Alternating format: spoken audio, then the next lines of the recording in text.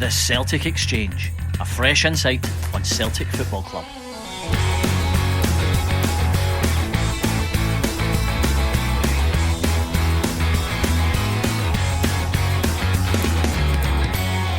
This is episode 71 of the Celtic Exchange Weekly. This is Tino, and this week I'm joined by Miff, James and Paddy as we continue our coverage of Celtic's pre-season ahead of the 2022, 23, 24, how many seasons?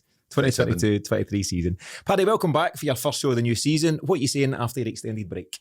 It's good to be back, guys. It's been the longest summer of my life. I had a lovely holiday, but I'm just like, where's the Celtic? So it's nice seeing the pre-season games again.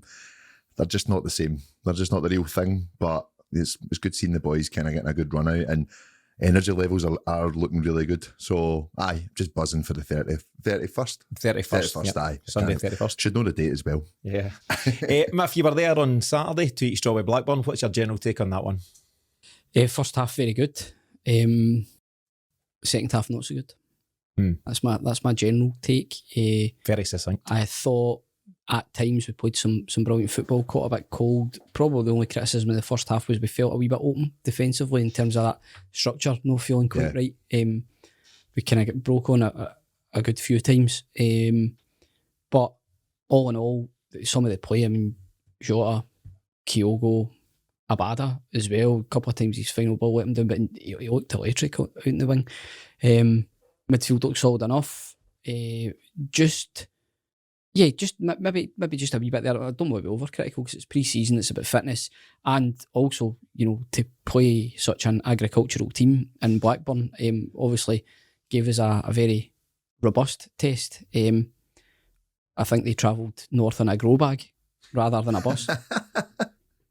Fair enough. James, you were also there on Saturday. Any key takeaways for you? Miff talked about, some of the good stuff in the first half. We did concede after 21 seconds. Do you know what? So solid, crew. 21 seconds to go. You'll be the same if that goal went in and you went, not the least bit worried. So that there's going to be that part of Ange's game that, we'll lose goals and then we'll go and score goals. And we did. They took a grip of the game after 5 minutes. The first half was all Celtic and there was no surprise to be ahead. I agree, the second half was, quite, the pace slowed, all that stuff. My concern on that, and caveat with it's pre-season, my concern is, where's my second string? Where they really showing up to say, hey, I should be first 11 here. I think we've got a wee bit of work to do there. And, they're all working behind the scenes to get new signings in. But I want to see more urgency from the second 11 to be champing the door for the first. I agree with that. I think the 14, 15, 16 is pretty strong, but I think it's when Celtic have to dip into the reserves. We're not quite covered across the bases, are we? No. And what you need to remember is you've got Bernabei coming in, he's young, coming to a new country. I don't think we can expect him just to come in. I'm not just saying this, but I thought Taylor was very good on Saturday. Bernabei looked a wee bit nervy when he came on, completely natural. We need to understand that where we are in the process in terms of the evolution of the squad. That said, I thought there was more good than bad. It's just because you've come away and they've scored an equaliser through a really sloppy goal. The passage of play was really sloppy, leading at the free kick. You were kind of a wee bit frustrated, and then because of the changes, we weren't able to build the head of steam up to really go and chase the game. But I thought there was loads of positives, more positives than negatives, definitely.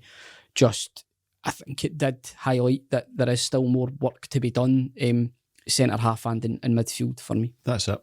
Yeah. Well, I'll tell you what we'll do. We'll catch Blackburn and everything just in a second, but I just want to set the scene for this week's show. So this week what we'll be doing is we'll be getting our pre-season predictions from all the guys here with a big kick-off against Aberdeen now less than 2 weeks away. Before that, we'll take a look at those two recent friendlies against Blackburn on Saturday and against Banik Ostrava from last Wednesday. We'll also look forward to the Artur Boruc tribute game, which takes place against Legia Warsaw in Poland on Wednesday of this week. And then we go back to Celtic Park to play Norwich on Saturday afternoon. We'll also be sure to throw some unfounded transfer rumours and speculation into the mix, James, as is the way. But let's start with that friendly against Blackburn. So, as you all will know, Celtic 2, Blackburn 2, goals from Jota and Turnbull. Paddy, I was just going to add into what the guys were saying there, that there was some brilliant play, some really good, incisive, first touch passing. My slight disappointment is that the two goals didn't quite come from open play. Jota scored capitalised after a corner, and obviously Turnbull scored what was a deflected free kick.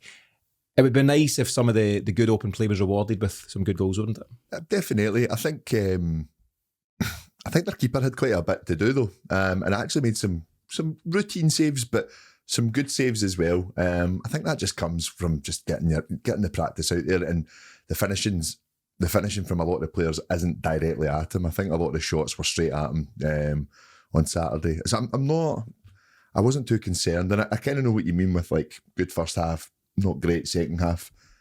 Massive amount of changes though, and just a lot of stop starting for Kevin Clancy for a bloody pre-season friendly as well. Like, just let the game flow. Don't get me wrong, we were talking about it after, like, merited bookings for Blackburn. Friendly, aye. Oh my God. He tried to let it go initially, and then he went, well, I need to stop this. But even there was a couple of times the ball was rolling, and I know they played a pass, they pulls it back, the boy threw the ball out again, rolling more than it was the first time, and he just lets that go, and you're like, keep up with it, mate. Like, just 4 bookings for Blackburn, 3 in the first half. That's quite unusual for a friendly, isn't it? he had to, but it was, you were looking at players getting kicked out of the game and not being ready for the first game of the season, so it had to be nipped in the bud. He tried to let it flow initially, but nah, it was poor. It was poor from a guy like John Dal Thomason, who plays a bit of football and stuff. Maybe he's just stepping into a team that really needs overhauled. I want to hear a word against John Dal Thomason. He's a clever lad. He's a clever guy. Aye, he's a clever lad. But they certainly turned up with a game plan, and I was talking to James earlier on. I think if you're Blackburn Rovers, you come up against a Celtic side, confident, free-flowing football at home, you kind of need to play to your own strengths, and I think the onus is on Kevin Clancy to make the calls, because Blackburn will challenge like that and tackle like that until they can't, and until they start picking up the bookings. So it's up to the ref to enforce that early, I think. Yeah, and like I say, as a pre-season friendly, we should just be letting the game flow. But I think it kind of stemmed from, for me, Jota. I think Jota gave them the runaround for the first 15 minutes, and they just didn't want to take that. They were trying to leave the boot in him all the time. But one thing I loved about him on Saturday was it was basically like, I can take this all day, boys.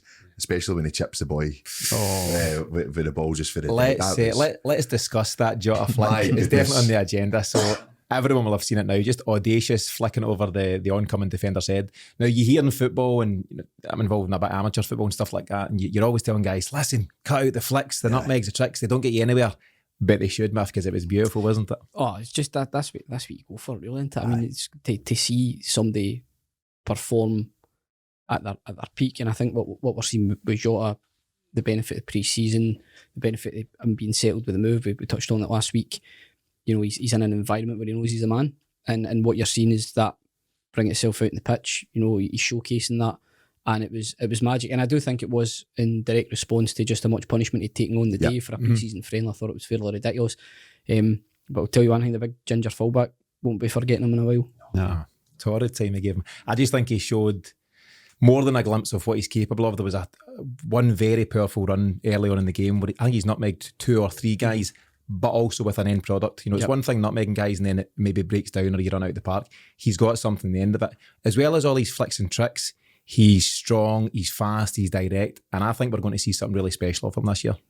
I hope so. It all points towards that. Bit of a worry when he was down after the goal, though. I was like, oh no. But really brave to get in there and take the hit, knowing you're going to take the hit as you're finishing it. So, real accurate finish. No, I thought it was outstanding, specifically first half. Just an absolute joy to watch. Yeah. Paddy, on less of a positive note, we talked about losing that early goal 21 seconds in. We also lost an early one against Banik Ostrava during the week, 7 minutes in, I think. Should we be discussing that? Is it any note, any point of concern, or is it just pre-season stuff? Pre-season stuff, yeah. But also, we're without probably our main starter in Carl Starfelt, and we're looking at the likes of Julien, who, whether he's interested or not, he's definitely not up to speed. Definitely not up to speed.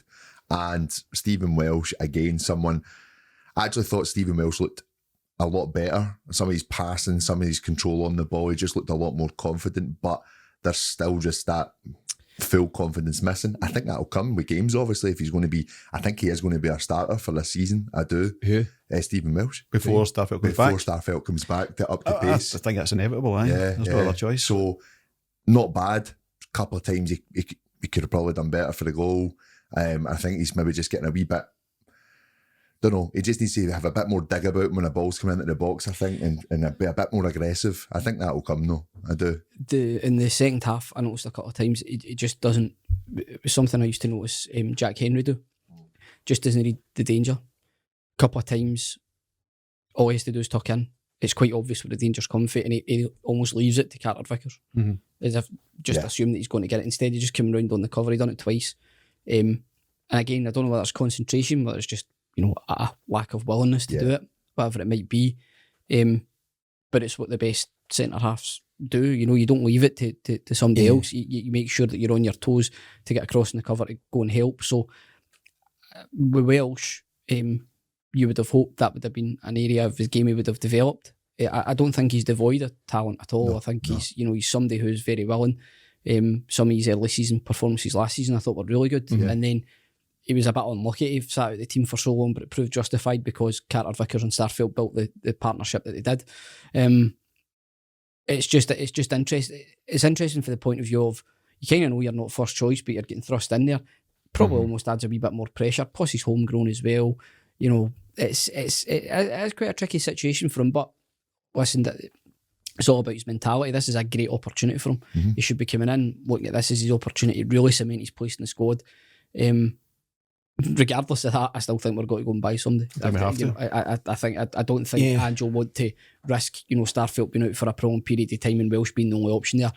And don't get me started on Julien. I'm going to get you started on him in a second, but I think with Stephen Welsh, I think there is definitely a player there, there's definitely talent, but I think from his point of view, you mentioned mentality, I think there's a lack of belief from him that he is the man to be one of Celtic's starting centre halves. As you say, he knows when everyone's fit and available, he does play second fiddle to Starfelt and Carter Vickers, despite the fact that the previous season, the Lenny season, if you like, Lenny's last season, he was an ever-present, maybe more out of necessity than anything else.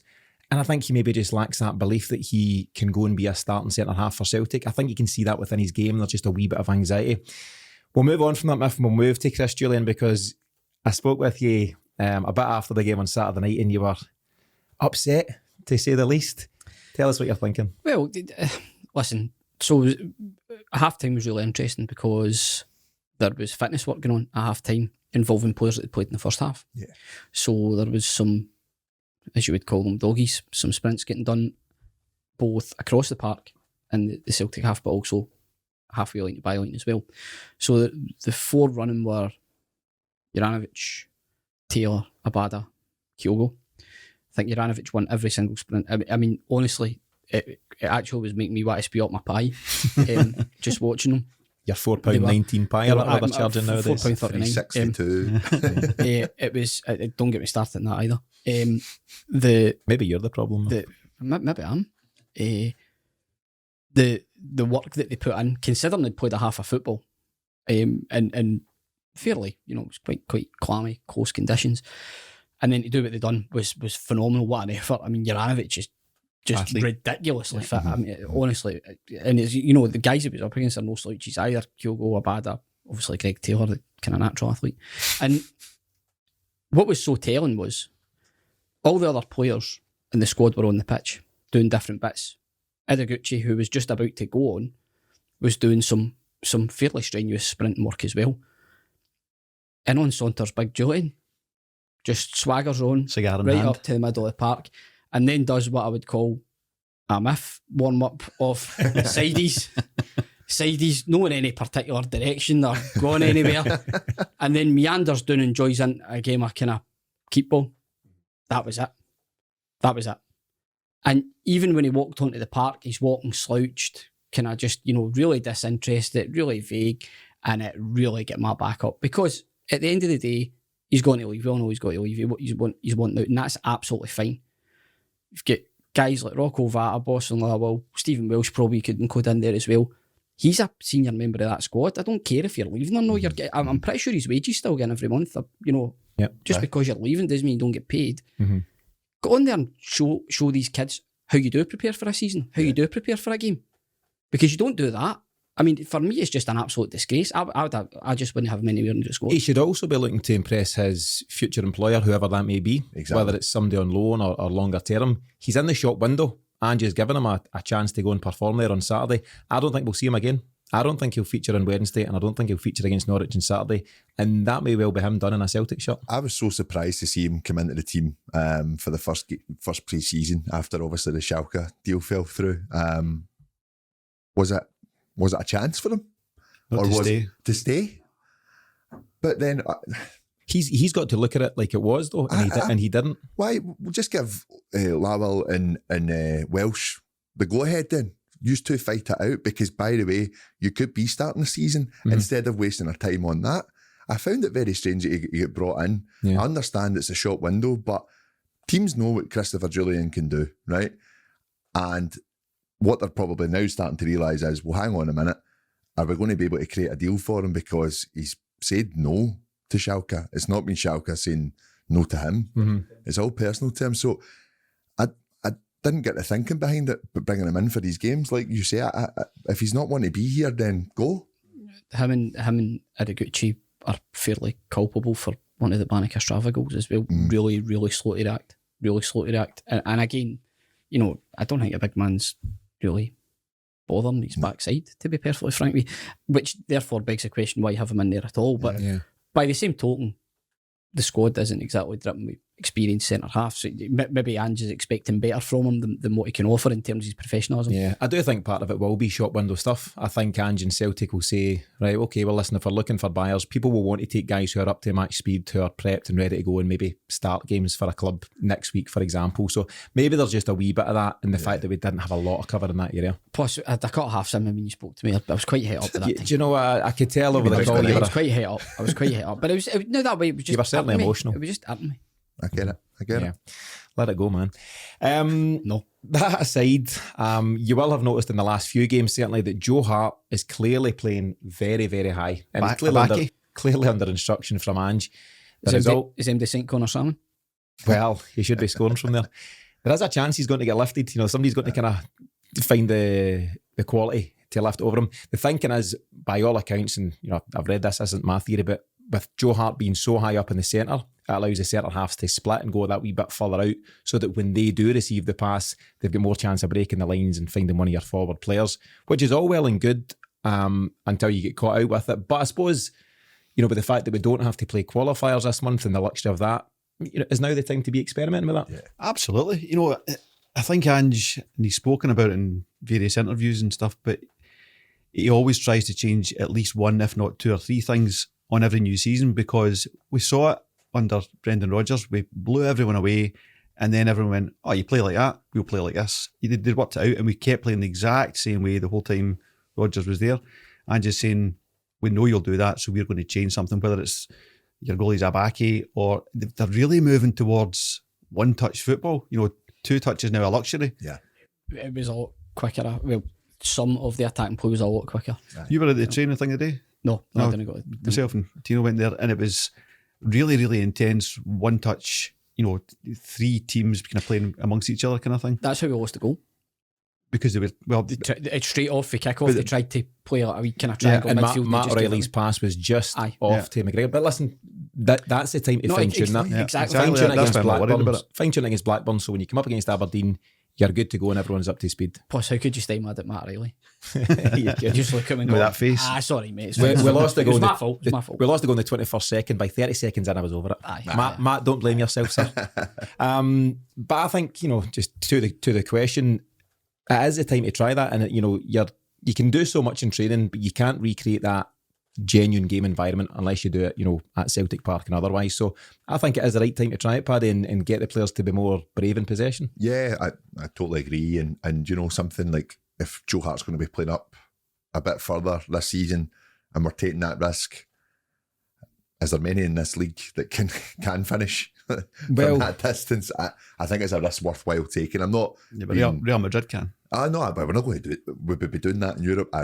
Well, this is my follow-on question. So Ange doesn't change much for anybody, so it's all well and good. I mean, I thought we pressed very high against Blackburn. Yeah. And I thought it was paying dividend. I thought we won the ball in their final third on a few occasions, and if we were a wee bit sharper, we might have got a couple of goals out of that. I think the high press looks more aggressive now than it has done in any other time under Ange, and it's all well and good against Aberdeen, Hearts, Rangers, whoever. Is it a different story, Miff, when you go to the Champions League and those teams have got the quality to play around you and pick you off on the break? Because we were exposed a couple of times against Blackburn. Yes. Yes, I love it. That's why you're here, with that detailed insight. Well, listen, having sat through the towings that we received at the hands of PSG and Barca and things, it's no nice. The alternative to that is, the other question to that is, what is the alternative? Do you just sit and do a Lennon and can I just sit and wait to get beat? I know we beat Barcelona. Yeah. I know we beat Barcelona. I don't mean, I mean over the course.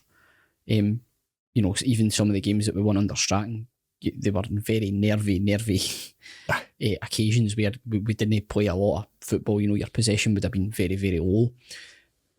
That said, I don't really like watching us get scudded. So I think an element of pragmatism, I would like that to come in.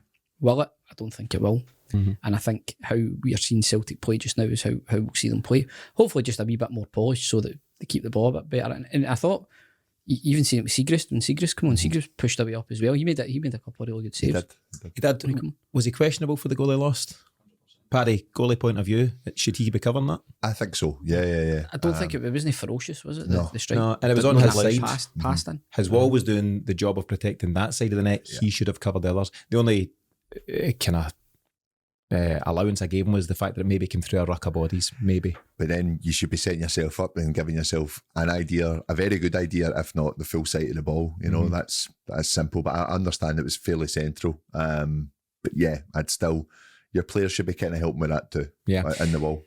In terms of the game in general, Paddy, as much as we've talked about some of the industrial challenges and the kind of heavy challenges, I also noticed in each half at different times, once on Joe Hart, once on Siegrist, their striker has actually blocked the goalie from throwing the ball out, physically. Yes. I mean, that's a nonsense at any time. The boy actually ran in and headered Siegrist. Siegrist just put him in the deck. The boy ran in and tried to Siegrist just slapped, bang. Yeah. Strange, very strange. Man, so that was strange. But all of that aside, Paddy, I actually thought it was a good test. I thought they played some good stuff. And I actually think them being quite physical and aggressive isn't a bad thing because you'll come up against lots of that domestically anyway. Aye. And I actually thought, what's the alternative going and beating another team like Viner Victoria 7-0. Well, do you know, it's even thinking about, like, sometimes when the pre-season friendlies come out, you're a wee bit, what's the point? But then actually games like that, this is kind of the level that you're up against. I know a lot of the league gets brought down to a lower League 1, League 2 level, but no, you wouldn't be surprised if a top six side in the Scottish League would go and give Blackburn a game. It's a very, very equal level in my opinion. So yeah, that is what you're wanting to be facing. It was like a team of Scott McKenna's. You're just Jack Henry's. Just big laddies, man, that just were just right up for it and want to run through everything. They had, I think, number 10, the good player, he was looking to kind of pick up the ball in pockets of space, but other than that, it was fairly aggressive play.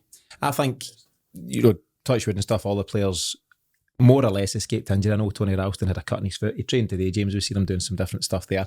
So I think, as long as you can bank on guys surviving the test, I think it's a good game to take. Just on that point, I think that's somebody who did thrive on that game. I know he went off loves it. Absolutely he loves absolutely he got a couple in. He got a couple in. He came on and he was going like, this is my type of game. Do you know I thought he actually done really well up until he went off injured.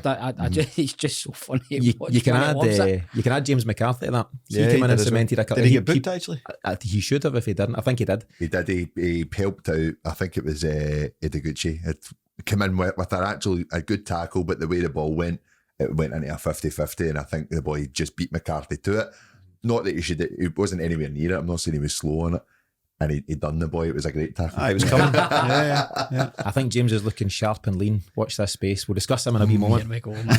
It's a new Mikey Johnson. Mikey Johnson's also still in the mix.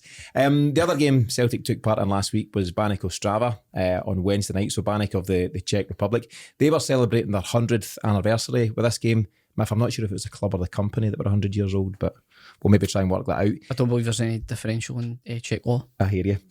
So the fans created a pretty good atmosphere, and actually, from their point of view, they'll be delighted. They took an early lead 7 minutes in, but Celtic's quality really came through with goals from Kyogo, O'Reilly, Giacomakis, brilliant goal, and Abada, and it was good to get that second run of the tour.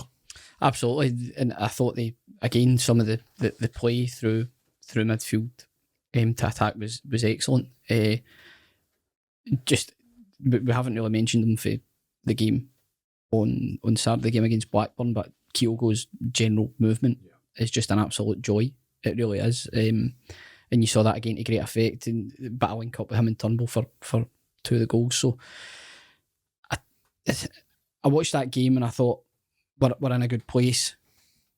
Then moving on to Saturday for the first half, you can see what we're going to be hard to contain this season. We seem a bit faster, whether that's to do with tempo or whether just the players having time to kind of physically develop that they didn't really have last season because the team was thrown together. Mm-hmm. I do think you can see all the games seem to have been really, other than the Vineyard game, all the games have been really competitive. Mm-hmm. Mm-hmm. And I think you're seeing the benefit of that and just the preparation the players are getting. Yeah, I think there's no doubt particularly from the first half against Blackburn on Saturday, there's things that players were taking 2 touches to do previously and they're now doing it in 1. And it's good to see. You can see the ball moving on very quickly. Even the goalie, when the goalie can, he's doing it in 1. And it's just, some of the one-touch stuff's been exceptional, and there was some really great passages of play, definitely in the first half, but also in the second. Not to be completely dismissive of the guys that played their part in the second half. There was also some good moves that could have paid dividends. To get back to the Banik game, the 4 goals are 4 excellent goals. They're really good goals. Let's talk about Giakoumakis' goal, because he's been in and out in pre-season for different things. I believe his wife's just about to give birth, and that's why he missed the game on Saturday. But his finish for the 3rd goal, it was pure Giakoumakis.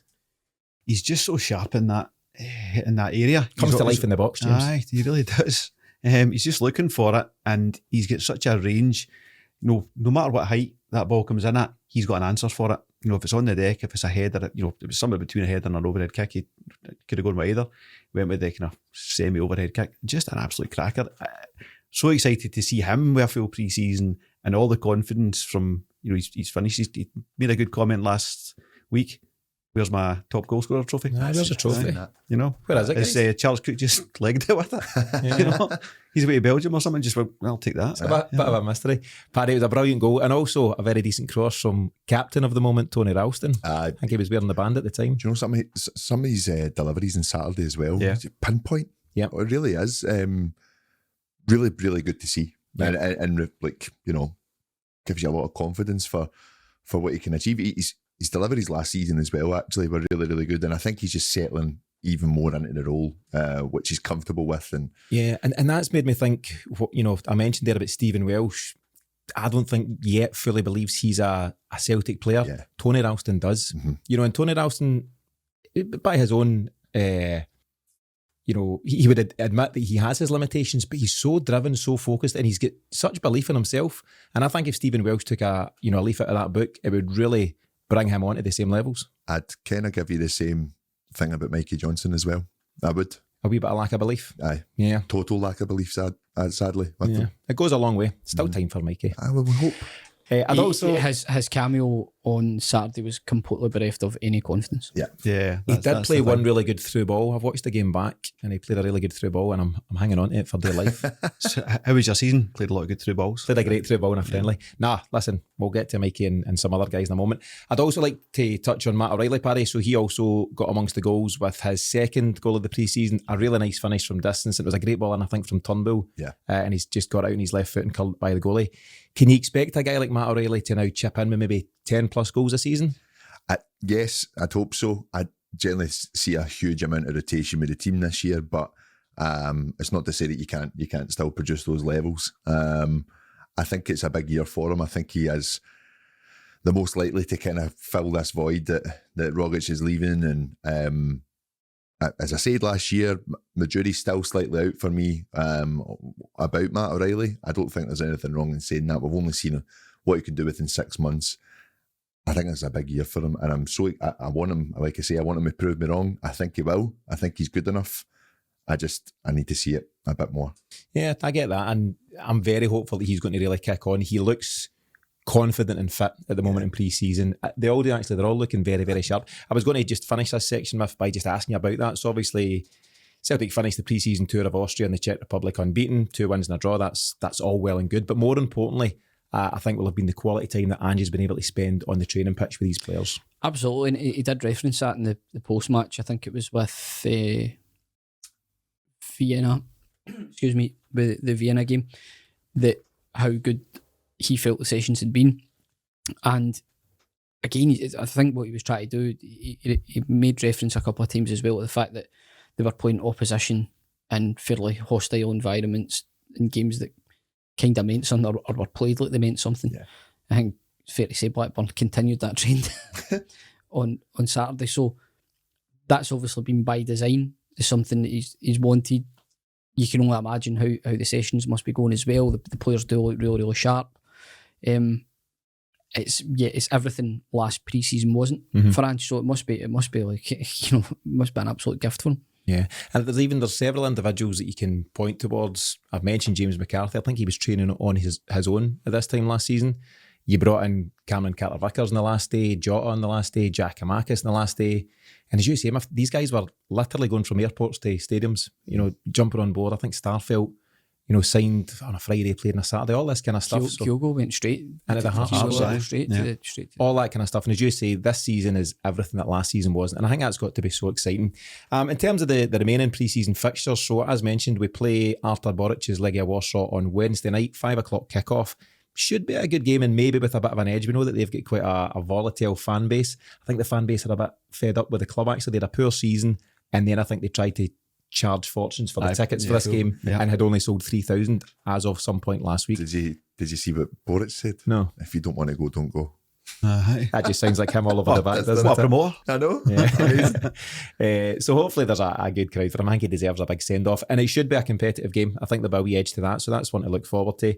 Then on Saturday, we're back at Celtic Park, 3 p.m. kick-off against Norwich. Obviously, they've just come down from the Premiership, so their squad, or the Premier League, sorry, their squad will be pretty different maybe from last season, but they should have some quality. I wonder if is Timo Pukki still around actually. Aye, well, Nice. possibly. They scored in one pre-season. So it'll be interesting to see the challenge they bring. And I think it'll be a different challenge to what Blackburn brought. Paddy, do you think we're going to see the big hitters and more like our full team over these next couple of games? Yeah, and probably lasting a bit longer as well. It's kind of like you've seen like a idea of possible starting lineup against Vienna. And I think that, yeah, definitely the next two games they'll try and rotate it a good bit, but I think it'll be the 14-15 we were talking about earlier on, and probably playing maybe an hour, 75 minutes instead of changing half the team. Because this is it now. This is they know they need to be ready. They want to be lasting the full 90 minutes and just hit the ground running for the season starting a week on Sunday. So yeah. So Starfelt remains injured, so that is a concern. And we've spoken about the centre halves, and we'll see it's CCV plus one other, and probably right. It's probably Stephen Welsh at this moment in time. The suggestion is Starfelt will be back and available for the Aberdeen game, but does that mean Ange throws him right in? I'm not sure. I doubt It it. depends what level of training he's doing just now. He's not going to be competitive, certainly. Was he there? Was he there today?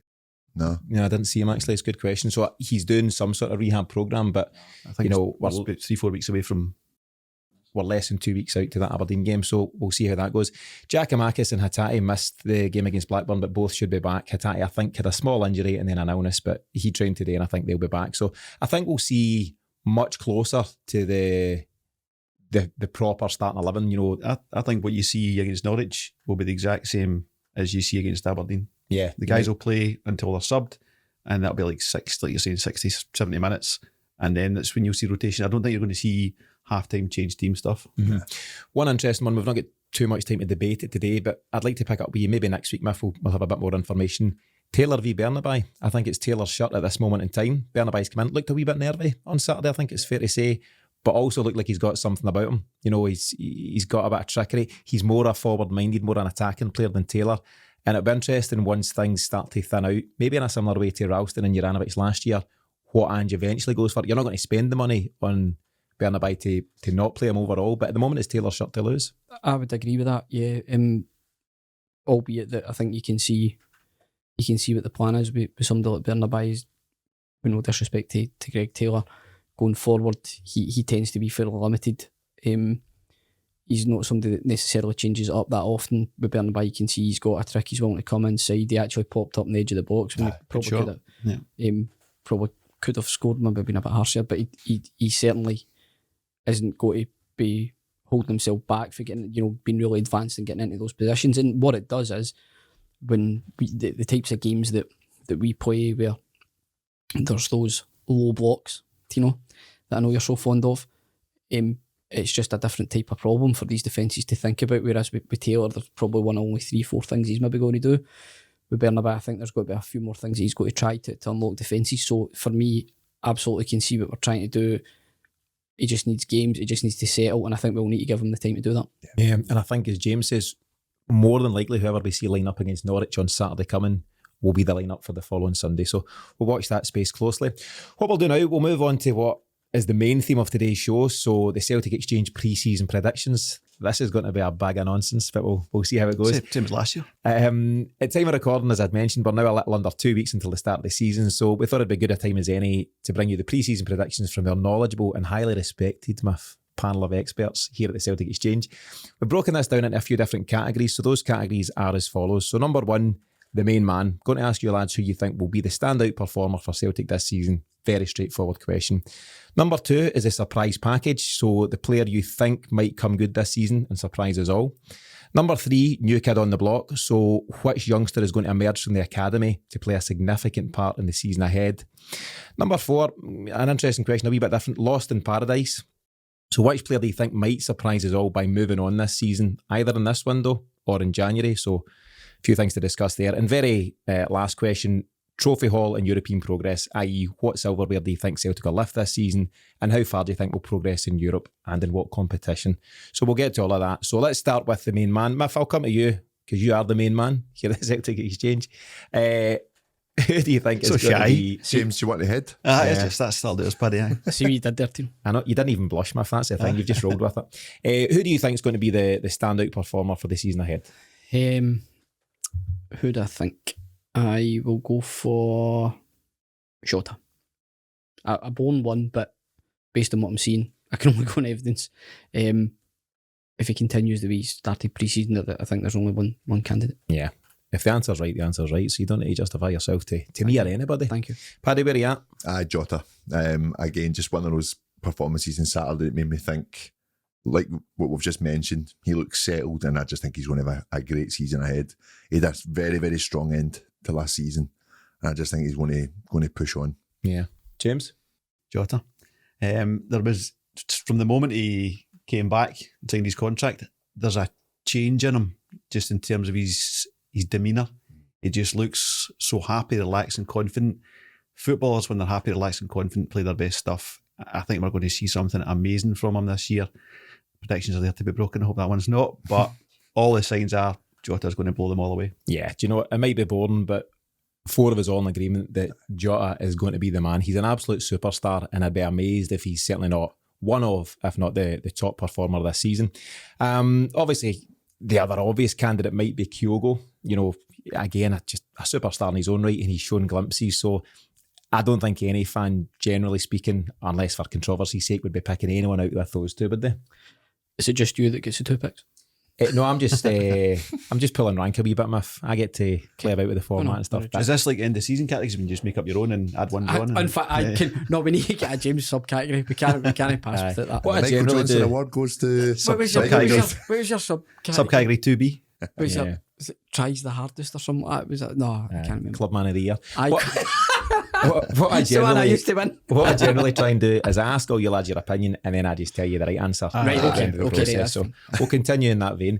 Paddy, let's move on to the next category. So the surprise package, and it's, you know, as mentioned, it's a player that we think might come good this season, you know, against all the odds. There's a couple of candidates. It might be guys like, you know, Ideguchi, who's not yet set the heather light. Maybe James Forrest, who maybe a lot of folk would doubt as his, you know, Celtic career or the best part of it in the past. Mikey Johnson, Albion Ayeti. Can I throw him in the mix? No, that's my top goal scorer, mate. James McCarthy. Where are you at on that? Where are you at on that, Paddy? Who do you think might come good? Second name mentioned, I think James Forrest is a big season for him.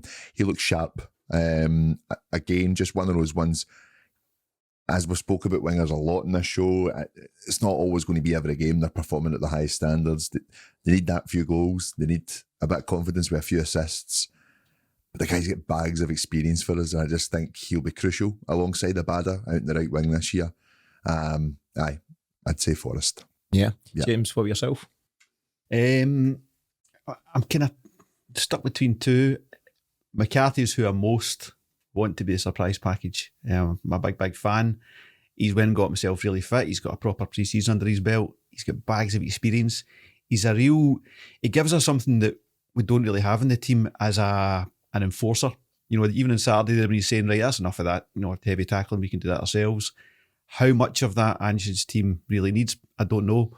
So I'm actually going to go for same guy for surprise package and new kid on the block, Johnny Kenny for both. Johnny Kenny? Yeah. Interesting. Okay. Yeah. Have you seen enough in the kind of glimpses of him to make you think he might have something to offer? Just a wee bit of sharpness. He's that kind of striker that we don't really. He's a bit like a kind of a Pookie striker, if you like, what Pookie became, not when he was at Celtic. You know, just a 6-yard box striker, not in the Giakoumakis mould, but more in the kind of, you know, Anthony Stokes at his peak kind of mould. You know, must be great for a young lad like Kenny. Currently not playing a free ball. man. Really? Moving swiftly on. Aye, for Johnny Kenny, it must be great for a kid like that to be learning under Giakoumakis, who I think is maybe closer to his type of striker, but also Kyogo in terms of the movement. If you constantly go on about Kyogo's movement, and rightfully so, it's just a great, you know, learning experience for a guy like that. Did you see who he gave thanks to for helping him? Albion Ageti? Mm-hmm. Yeah. I thought it was Classy. That's good professionalism for someone like him, just to be at the side of everything and still trying to help out. It does show you, for all the, you know, the chat that we can have about it, sometimes you don't really know what's going on in the inner sanctum, and there might be stuff behind the scenes. We talk about Julien, and you might be right on the money with him. If you might not, he might be passing on all his wisdom to Stephen Welsh and different guys. He probably isn't, but he might be. And I read that comment, Paddy, and I thought it was good to see. If the writing's on the wall for him at Celtic, and I think it is, at least he's still being decent and saying to the kid, listen, this is maybe how to make your front post runs and different things. What about you? Is that who you want teaching your kids? Well, I don't think there's any doubt that Albion Ageti a good footballer. He got his move to West Ham, you know, for good reason, and he was banging in the goals for Bal, and it's just not worked out, and that can happen in football. So I don't think he's a bad player, but I do think it's not worked at Celtic. I think we can all see that. Miff, for yourself, who do you think will be the surprise package? Like James, I would like it to be McCarthy, but I would go with James. It seems odd to say James Forrest, but I think based on two things, his interrupted season last season, but also Abada basically had a Forrest-esque season with just making significant contributions without necessarily playing well for periods of time. That's normally what Forrest does. Pops up with a goal, pops up with an assist at a vital time. It was stop-start for Forrest. I think the goal against St Johnstone would probably highlight the final, he was really disrupted after that. So yeah, I would be hopeful for James Forrest. I'm a huge fan of Forrest, huge fan. I just feel, you know, pre-season under his belt, feeling like he is truly part of the squad, and the fact he got his extension as well, his future's been cleared up. Aye, James Forrest for me. Yeah. I almost felt a bit bad at putting him on the list as if it was, you know, disrespectful, you know, because I'm talking about surprise package. The guy's won almost as many medals as anyone in Celtic history. You know, his trophy haul's hugely impressive. He's given so much to the club. He's won so much and brought so much. But it's the way the fans feel about him at the moment, isn't it? That, and also the fact that he hasn't really been spoken about as a great asset in the squad. In general, when people are talking, they're talking about, like we have done, about Kyogo and Jota and, you know, Abada and things like that. He had such an interrupted season last year, he really did. I think that's nail on head for me. And what is he, 31? Aye. Young guy, but loads of experience. And as Miff said, he has often popped up with a very important goal or a qualifier goal or a cup goal or whatever it might be. So yeah, it's a very valid answer. So his crossing has vastly improved in the last few games. What I've seen, his crossing has never been a big part of his game. It's more byline, isn't it? Aye. But he's finding the guy. You know, a lot of kind of byline. We get a corner for it, great, whatever. You know, but he's actually finding his guy in the middle. So. Old dog, new tricks. Yeah, I thought he'd done really well for the equaliser against Ostrava, where he found himself in the box. He was kind of in on goal, and he's just did the savvy to cut it back for Kyogo, one-touch finish. It was really clever. So, he's a tidy player. Yeah, he's got lots to offer. So yeah, that's an interesting one. So you two lads, Smith and Paddy, agreeing on James Forrest, and James here going for Johnny Kenny. Miff, you won't be surprised to hear that Mikey Johnson features heavily in my suggestions. But I do believe for it to happen, he needs to believe that it's going to happen. Even like so today, we seen him at the training at Celtic Park, and he's kind of on the periphery of things, and I don't think he's fully committed. I think Mikey Johnson's a guy. I know he's the guy that tore it up at youth level and played in, you know, UEFA youth leagues and set the heather alight and, you know, caught the attention of so many. But that's not enough. You need so much more to kick on. But I just see such a talent there, and I think two things need to happen. I think he needs to believe in himself, and I think he needs people to believe in him, whether that's Ange and or the support base as well, because the more you get on a guy like Mikey Johnson, the worse he's going to become. So yeah, it's not the fans' fault that he's not performing. That's an early leave Mikey alone before the season even starts. But I do believe that some of the criticism has been way over the top and very harsh. So I just hope that he can find it within himself to kick on. My observation of kind of what's going on with Johnson though is that Ange knows, I think they know there's a player there. Aye, but they're just getting so frustrated with him. 100%. I really do think that that's what's beginning to happen. Like, actually talking about some of the pre-season games, I heard Harry Kewell bark at him, and I was just like, good, keep that up. Maybe that's someone that's going to say, look what I do, look at this, because I tell you what, he hounded him for 90 minutes. Yeah, that's not a bad thing, because you've got Harry Kewell, a similar-ish type of player, a creative, a 10, a winger, whatever you want to call Harry Kewell back in his day, and he'll be passed on good advice to Mike, and he'll have played in hostile environments and, big games, 2 Champions League finals that we mentioned last week. And somebody like Harry Kewell could be very important for Mikey Johnson. Maybe he'll encourage him to block out the noise, and he needs to block out the noise. And if you're going to make it at Celtic, that's just part of the gig. You just need to accept you're going to get criticism, fairly or not, and you need to rise above it and show what you've got. Yeah. But he's got something, and I'm just so desperate for it to come out. No doubt in the talent. Two things with Mikey Johnson. One's decision making. He makes the wrong decision most of the time. And 2, he just hasn't physically developed. I guarantee you, if you take a back and look at videos of who he was playing against at fullback at youth level, under 16, under 17, they would all have probably put on a significant amount of muscle and grown a bit. Say that today. It was a point you made. He had the old sleeveless top on, which is always an interesting look, cutting about, sun's out, guns out and all that stuff, but the guns weren't really there. They get the Sibies. So his sun's out and not much else. But you're right, like Kieran Tierney, for example, he's a great example of a guy who just a number of summers ago now just hit the gym in a serious way. Ryan Christie as well. Under instruction, Christie. Yeah. So where's the instruction for Johnson? But again, Maybe that comes now. I wouldn't be too overly critical of Johnson because he's a winger, he's slight, he maybe wants to keep his agility, his pace and all that. That's not a criticism of Mikey Johnson, by the way. Maybe he's just one of those guys that can't put weight on. I had a friend, like one of my good friends, he done everything to try and put weight on when he was training with Clyde and Albion Rovers, when he was trying to make it back when we were young, and he just couldn't do it. It's just the way his frame was. He just could not put that weight on that he needed, and as a result, one of the most talented football players I've ever seen never made it, because Scottish coaches want somebody that's big and can put themselves about and stuff like that. But anyway, to go back to Mikey, that isn't a criticism of him. If you've got the talent, I mean, he's insanely talented, Mikey Johnson. I know it's easy to sit and criticise him, and I'm saying, he makes the wrong decision and all that. If you're low in confidence, that's what you do. We've all been there in any aspect of life. What he does to get that confidence back, God only knows. Belief, yep, again, it's all right to turn around and say, you're a Celtic player, you're a starter, you need to start believing it. But if you go into that park, and I thought, when he stepped on the park on Saturday, it was almost like, I'm back here. I'm back here, here we go again. Yeah. Whereas when he's playing abroad and he's away, he's free of all that, he can almost express himself, whereas he goes straight away, it's like he went into the shell a wee bit. Yeah. Hopefully the coaching staff can work with him. Hopefully Harry Kewell's got to come in and take a specific interest in him, because there is absolutely no doubt, for what we've seen, the flashes that we've seen with Johnson, there's a player in there and somebody who can, at the very least, come on in an SPL game and make a difference, can beat a man, drop a shoulder, get to the byline, get in the box. That's the type of thing that he can do. So, being no doubt, I want to see Mikey Johnson do well. I was very frustrated with him on Saturday, but it's because I want him to do well that I'm so frustrated with him. Yeah. So Mikey Johnson, James Forrest, Johnny Kenny, all eyes on you lads to prove us right or wrong in the season ahead. Next category, new kid on the block. So I'm going to skip you, James, because you've gone for Johnny Kenny. You see something in him and you think he can potentially kick on. Paddy, what about yourself? Is there any lads coming through? There's suggestions like Bosun Lawal, who got some decent game time on Saturday. Rocco Vata, I know Miff's fond of Rocco Vata. John Kenny, Jamie's mentioned. Owen Moffat. Dane Murray's a guy that I like, but I know he's got a long-term injury just now, for example. Who do you think might kick on, Paddy? I don't really know so much this season. I'd say probably Kenny, most likely, out the names you've just mentioned. Lawal's probably going to get brought in if really needed. If you're needing Stephen Welsh then to be injured, and if we send another centre-half, then he doesn't feature this season. Maybe I'd like to see some of these guys go out on loan. I think he's a loan guy. Because I think there's there's definitely talent there.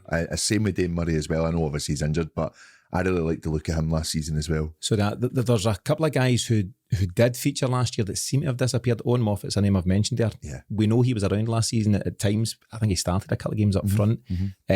Joey Dawson, who came on against St Johnstone on Boxing Day. Did well, yeah. Done well. Not seen him again. Not to say that they're not developing and doing well in the B team, but we just don't know. We're not seeing these guys, and it will remain to be seen if Ange still, pulls these guys through while signing other players, Muff. Absolutely. Dawson's a surprising one for me because I know I'd only seen him in that game, but even keeping up to date with the B team, I think he got an injury not long after that, or for a part of last season, but then come back and scored a few goals. Dawson's an interesting one for me. Being the father of a ginger, I'm always keen to see them do well. But for me, the most likely is Vata, because I think he's got raw pace. Probably Ben Doak's departure has seen him feature more prominently in the pre-season plans than maybe would have been the case. Yeah. So whilst Doak was quite sturdy, well built, he was also really fast. I see that with Va. He's got a bit of pace about him. If you could say there's maybe a bit of cover we would need, it's that we spoke about it last week. That's somebody coming off the wing type player. To support who's already there. That's what creates opportunity for Johnson. I would also say the same for Vata. But I hate Maeda through the middle. I hate it. Maeda's got to play off the wing. It just doesn't work, does it? And with Giacomakis being at the paternity and Kyogo off the park, I think it showed we probably need, whether it's Johnny Kenny, whether it's Joey Dawson, we need somebody to kind of step up and be available to play that sort of central striker role, because I just don't think it fits Maeda, in my opinion. Agreed. Yeah. I think we all agree with that. I think Maeda's got so many qualities, but coming in off the wing is where he's at his strongest, and as a front man, he's not really done it for Celtic as a number 9 so far, despite the big contribution he made to last season. I'm the same as you, Miff. Rocco Vata's a kid I really like, and I think I quite like the fact that he's to a huge extent come in under the radar. You weren't hearing too much about him, over the last couple of years, and then all of a sudden he exploded onto the scene with a couple of good goals for the B team. He's obviously Rudi Vata's son, which brings its own fame/pressures. I think he can choose to play for Albania through his dad, Ireland through his mum's family, Scotland through birth and all that stuff. So he's got his options, and that's the moment he's picked up caps for Ireland's youth setup. So they clearly rate him as well. And I think if he just keeps his head down and keeps progressing, we talked about Karamoko last week, Karamoko Dembele, and I think a big issue for him was being in the spotlight from such a young age. He played, I think, at the age of 13, 14 for the under-20s or whatever. And in hindsight, that was a mistake. I don't think that helped him one bit. I think Rocco Vata's come in, been developing bit by bit in the background, and now he's kind of making a play to say, here I'm here and I can be involved. Fair play to Karamoko. I read part of an interview from him when he signed for this team, Brest, and he's basically said that he felt like that was kind of the same. He said it was a very, a lot to take in all at the one time, but he was very, very thankful to Celtic, and I thought, fair enough. I don't know, obviously, what's happened with the likes of, he's dealt with a lot of injuries at quite a young age as well, and I don't know, that does that stunt the progression for him? He's not in and out the first team, he's a bit unsure of what's going on, but I just thought that was quite big of him, especially kind of what's happened over the last few seasons, and to turn around and say, no, thank you for everything. I thought it was good. I think it takes a lot to make it as a footballer, full stop, let alone at Celtic, and a huge element of that is luck. And I mean luck with injuries, luck with a coach coming in and believing you, luck with timing when someone else falls out the team and all that stuff. And I think, like Mikey Johnson, the talent is never in question when it comes to Karamoko. I just think some things have gone against him. The fact that he picked up such a bad injury last pre-season, horrendous bad luck, at a time where he had a small window to impress Ange Postecoglou, that was taken away from him and he never quite recovered. So like you, Paddy, I wish him all the best, and we'll see where his career goes, but good to hear him speaking well of the club after his time. I also noticed you sniggering when he said Brest. It's really mature. Grow up, Miff. Thanks, mate. Grow up. Moving on to the next category. So Lost in Paradise. So the question is, and the answer might be nobody here, but I've got a sneaking suspicion we might lose one or two key players either in this window or in the January window. You're not going to like who I'm going to say. Well, tell me. Let's too. go. Start with you, Miff. Kyogo. Yeah. What's your thinking behind that? If he is another brilliant 4 or 5 months, I just think he's that good.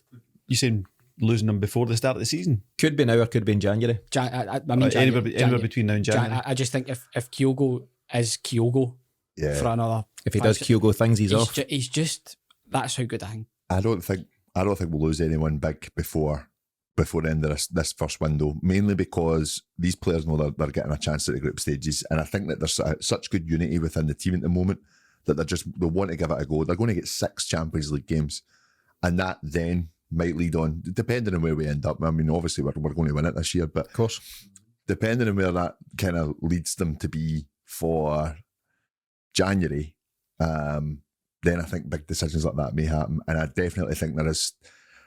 The threat of Southampton and Kyogo still, for me, hasn't went away. There's apparently they are very interested in him, and you need to think his age and what he wants to do, because it's a big move coming over and living in Scotland.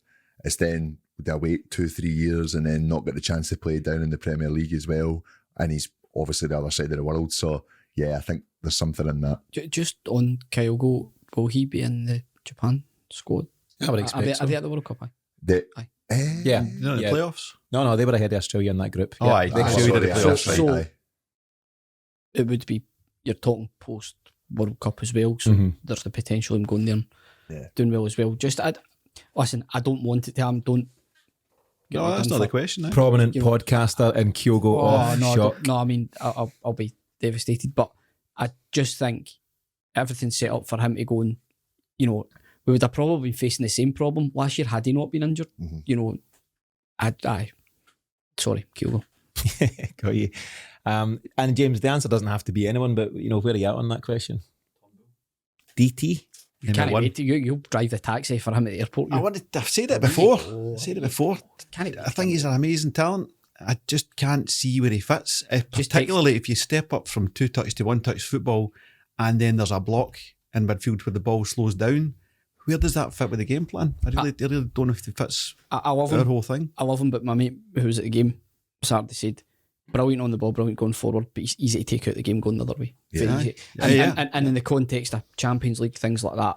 Turnover, yeah. I understand that, a couple of triangles round him, like anybody, but he does seem slow to react to that. I think going forward on the ball, he's exceptional. So I wonder if Ange can just continue to work on his retrieval of the ball or getting back into position. I think he's a great player, to be honest with you, and I think he's going to play a big part. I think he's really attractive for other teams that don't play the way we play. And I think the way we play doesn't really fit. So that's do I want him to go actually? That's a question. Does he do I want him to go? Does he free up space for someone more dynamic, someone more in the mould of an Ange player? Yes. So, if we're being like professionals or whatever here, then do you want to have no professionals here, James? Someone out the way to make way for someone that you really want? I really want Turnbull, and I really like him, and I really think he'll shine this year. I wouldn't be sad if he left him with you there. Do you want to change your side price package? Yeah? James. We don't need these two guys. It's James Forrest. Thanks, Paddy. Cut them. It's an interesting one, and you're not alone with that, James, as well. There are people who are critical of him in terms of the energy and the kind of pace that he plays at, but I don't think anyone can doubt he's a very good footballer. And you can't doubt his attitude. It's not really critical of him per se. It's more just that I don't think he fits. Style clash. Socks and sandals. The guy that I'll throw in the mix, and it's a guy we discussed last week, is Josip Juranovic. I've still got that niggling feeling that he may move, but I think to your point, my common sense steers you away from it, because as Paddy said, there's 6 Champions League games. Nobody wants to walk away from that. Some of these guys won't get many chances to play in Europe, if not club football's top competition, and likewise the World Cup. Would you really sacrifice or even jeopardise a potential place at a World Cup for the sake of a move that you can probably make next year if you really want to? I've been thinking about this since I raised it last week.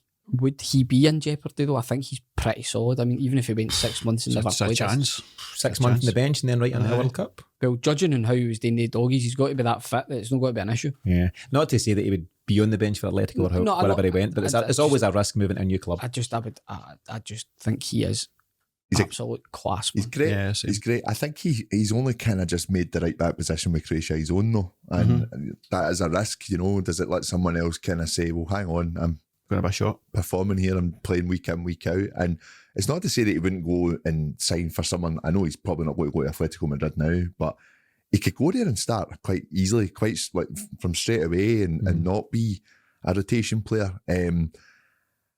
I just haven't seen anything from him that, for me, that suggests he wants to leave.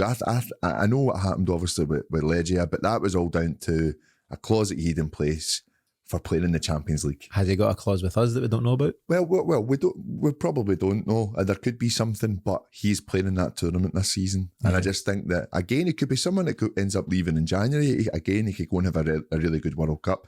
I don't think we lose anyone before this window. I think you're right. And do you know what? Just to draw a line under that topic, it's not something we're looking to dwell on, and certainly not looking to bring a negative. I know some people might be listening to this and breaking out in a cold sweat, questioning what these guys are on about. But it's a valid question at this time, because we talk so much about incomings and who might land and who might, come and play a part.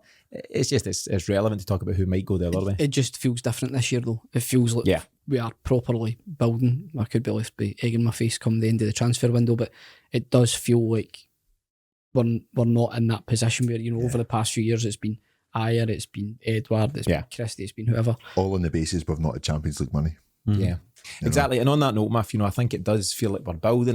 We're on the cusp of something exciting, and it brings us to the very last question. So, what you think success will be for Celtic this season? What do you think we'll pick up in terms of silverware, and what kind of progress do you think we'll make in Europe? Success is winning the league. I know that's another debating point, which you probably need a separate show for. Bread and butter, you win the league. That for me, if all we did this year was win the league, would still be a success. I think you're looking to obviously try and get out of the group, but as a bare minimum, get into the Europa. What do you think will happen? I think we'll at least get to the Europa. From a third place finish? Okay, fair enough. And where do we go from there? I can't seen that yet. My glass isn't clear. Anything can get to a Europa final these days. They don't call you Mystic Myth for nothing. We need to hear you. Maybe conference. I didn't say if it was Europa League or conference. Can we get to the conference? Can we not? What do we need to do? Crawl through a hole in the fence or something? I know. I don't know Hope somebody feels an ineligible player and they just say, he's want to come in. And you go, lads. Speaking of Legia Warsaw. That would be fine for me. League success. Again, much like last season was Ange's first go at the SPL, and this year's his first go at the Champions League. So Focus. I think what we're starting for a really low place in terms of Europe, given recent seasons. Agreed.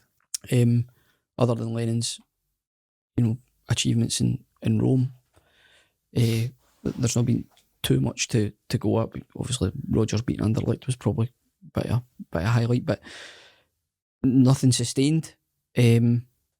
So I think you need to give Ange that. It's not like he's just walking in fully prepared for that. It's probably got to take this season for him to get a gauge on that as well. Win the league. Just win the league so we can go and do it again. That's the key. I think it's a fair point. Where do you stand, Paddy? Obviously, bread and butter, win the league. I don't think that's everything you sit and base your season on, no. I know that it's what we want. I just think we've sat on that for too long. We've sat on that for probably the best part of 11 years. It was something we wanted to go and do every year. We didn't win treble straight away under Lennon and under Dyla. And I think that Rodgers kind of brought a different level of, hunger. And we done the unthinkable with the trebles that we won. And we know it's not easy.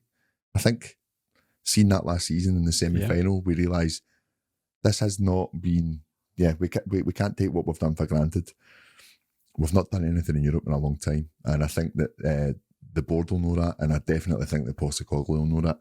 For me, third would be brilliant, because you look at some of the teams in this tournament, it's going to be difficult no matter who we draw against. Yep.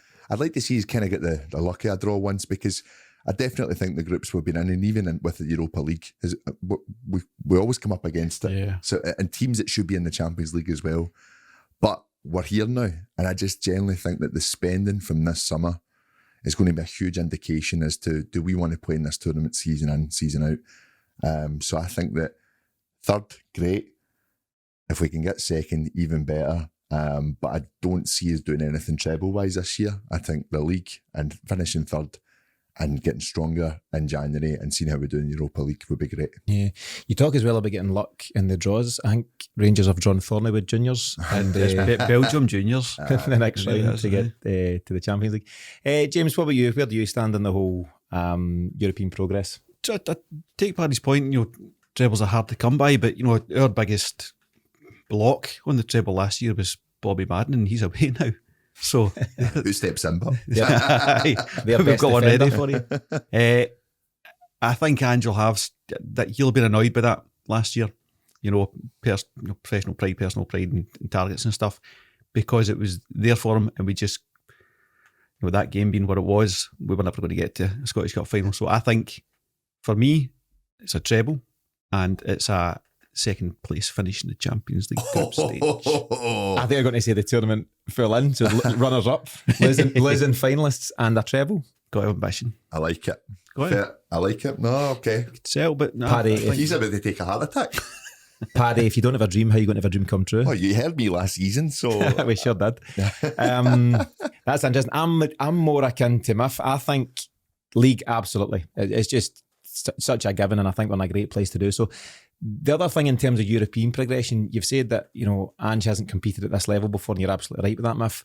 I think Ange has been studying European football and the Champions League all his professional life. I think this is everything he's dreamed about since he first became a manager, and I think he's had such a close eye on that from afar. He's now found himself in a position through Celtic Football Club to go and take his skills to that level and really test himself. And European football is so important to him, and he's always gone on about it. You want to test yourself against the very best.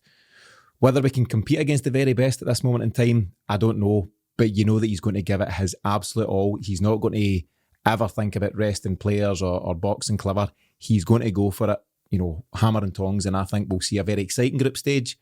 Whether we come out at second or even third, who knows? But I think it's going to be a real roller coaster. And I'd be hopeful of, somewhere between second and a half. Can we come second and a half in that thing? I think we'll give a couple of teams a bloody nose, put it that way, and it could come down to the last game in terms of whether we qualify or not. So definitely some sort of place second or third in the groups for me.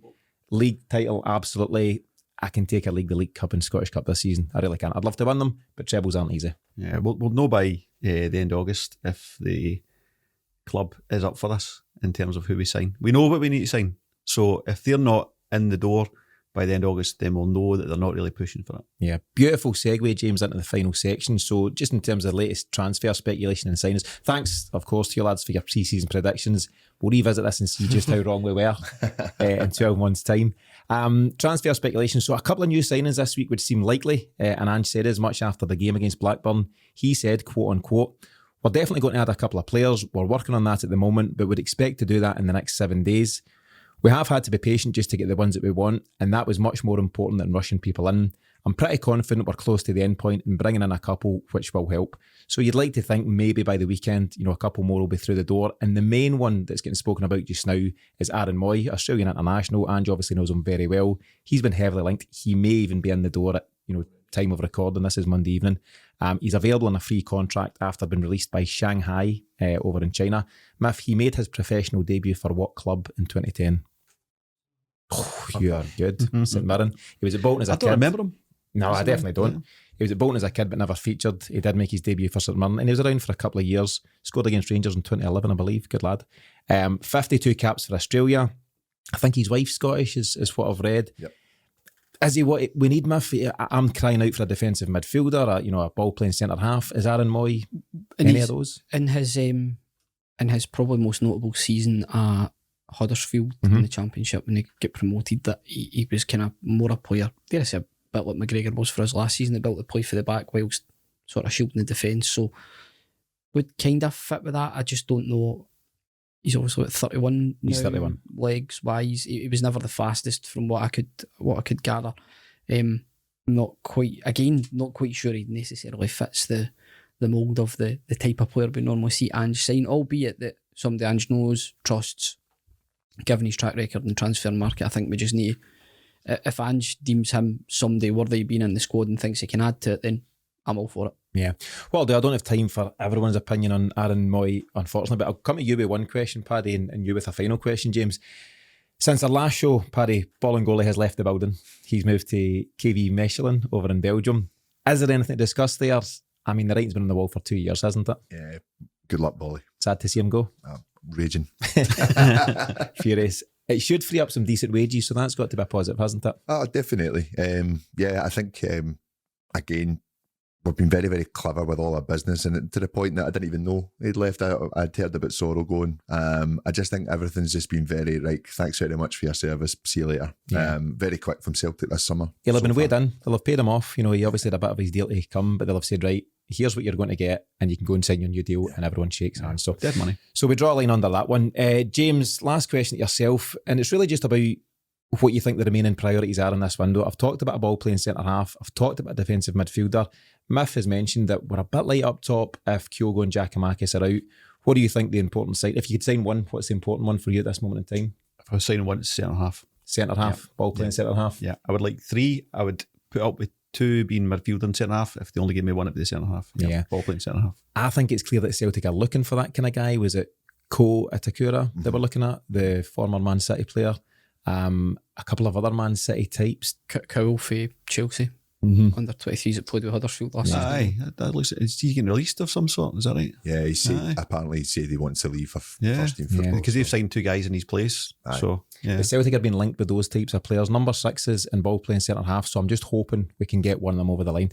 Paddy, as we start to run out the show for today, we obviously gave you a longer break due to your international commitments, but that's us back now. You know, fully at it for the season ahead. What's your final thoughts as we close out this week's show? Just as I said at the start, I'm just very, very excited for next season, and I'm just looking forward to a full year with you guys again as well. Good to be back. Nice one, Paddy. Jamie, a couple of friendlies to go. Do you think we're in a good place? I think the friendly's been picked quite specifically, so I think we're on track. I think we're in a good place for starting the league. We're not anywhere near a good place for Champions League yet, but it's a long time away. So looking forward to seeing Crazy Boruc again tomorrow, Wednesday night. That'll be fun, and then seeing what we're looking like on Saturday as a real first 11. Yeah, and I think we've got 7 weeks or so left of that transfer window, but it will be a real indicator as to who we bring in by the time the window slams closed. Miff, do you think Ange will get the signings he wants? And have you got faith that whoever he brings in, Aaron Mooy or otherwise, will be the right fit for us? Yes, I can't see the board. Even they're not that stupid. No, I don't see them being that silly that they would do anything to jeopardise the relationship that we've got with Ange. If he wants something, I think he's built up enough credit that we go and get them, or at least go and make the effort to go and get them. I think that type of work's going on, clearly, because there is a lot of buzz about potential incomings. I think what's clear is the press don't really know too much. Yeah, so you want it. Probably it should be.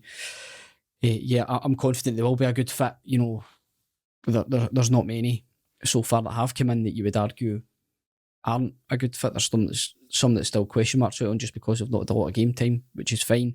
That indicates that the players that are playing are doing well. So long may it continue. Yeah, I think a lot of folk, in regards to the potential sign of Aaron Mooy, there's a few question marks, 31, free contract and stuff, but I think a lot of folk are taking the approach, and I'm taking this approach, if it's good enough for Ange, it's good enough for us. And Ange you trust, is that your approach, Miff? Very simply, yes. Yes, quite simply. So after a rare July without the challenge of European qualifiers, Celtic now have just 2 friendly games left before the season kicks off for real. The squad's looking in healthy shape after the pre-season camp, and if Ange has his way, we'll have a couple more signings to add to that in the coming days.